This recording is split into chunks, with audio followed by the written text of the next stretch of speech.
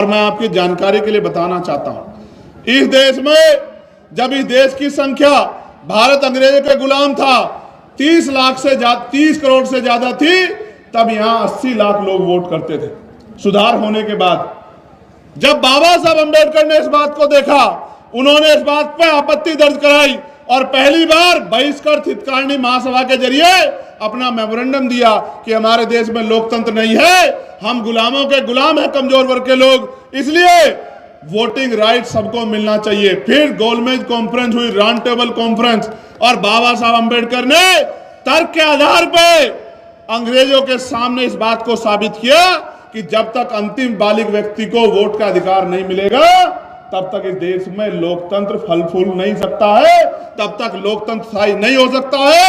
मुट्ठी भर पैसे वाले लोग, मुट्ठी भर जमीन वाले लोग, मुट्ठी भर धन संपत्ति वाले लोग राज करेंगे और बाकी लोग उनके अंदर में काम करेंगे तो कभी लोकतंत्र सफल नहीं हो पाएगा।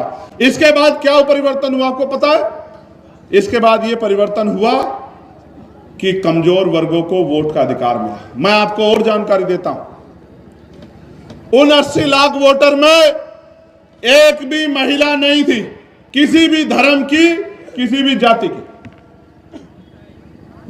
उन 80 लाख लोगों में सिर्फ पुरुष थे और पुरुष भी सामान्य जाति के थे, और सामान्य जाति में भी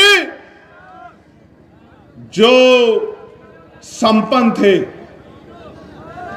उन संपन्न जाति के, सामान्य जाति के लोग वोट करते थे। आप महसूस करके देखो, अमीर अगर वोट करेगा तो गरीब को करेगा या अमीर को करेगा? बताओ आप मुझे, किसे करेगा? गरीब को अमीर वोट कर सकता है? इसलिए बाबा साहब ने कहा कि अंतिम व्यक्ति को वोट का अधिकार मिलना चाहिए, और बाबा साहब अंबेडकर की सिफारिशों पे इस देश के करोड़ों दलितों, पिछड़ों, आदिवासियों, महिलाओं और जो अन्य धार्मिक अल्पसंख्यक हैं, वो भी उन सबको, जिनमें जैन हैं, सिख हैं, बौद्ध हैं, मुसलमान हैं, सबको वोटिंग राइट मिलने का काम हुआ। और ये 22 देश संविधान की देन है कि नेहरू जी की बिटिया इंदिरा गांधी जी इस देश की प्राइम मिनिस्टर बनी, सुचित्रा कृपलानी उत्तर प्रदेश की पहली मुख्यमंत्री बनी, आदरणीय बहन जी कमजोर वर्गों की तरफ से मुख्यमंत्री बनी। ये अगर किसी तरह संभव हुआ है तो ये बाबा साहब अंबेडकर के संविधान में जो वोट का अधिकार है उसकी वजह से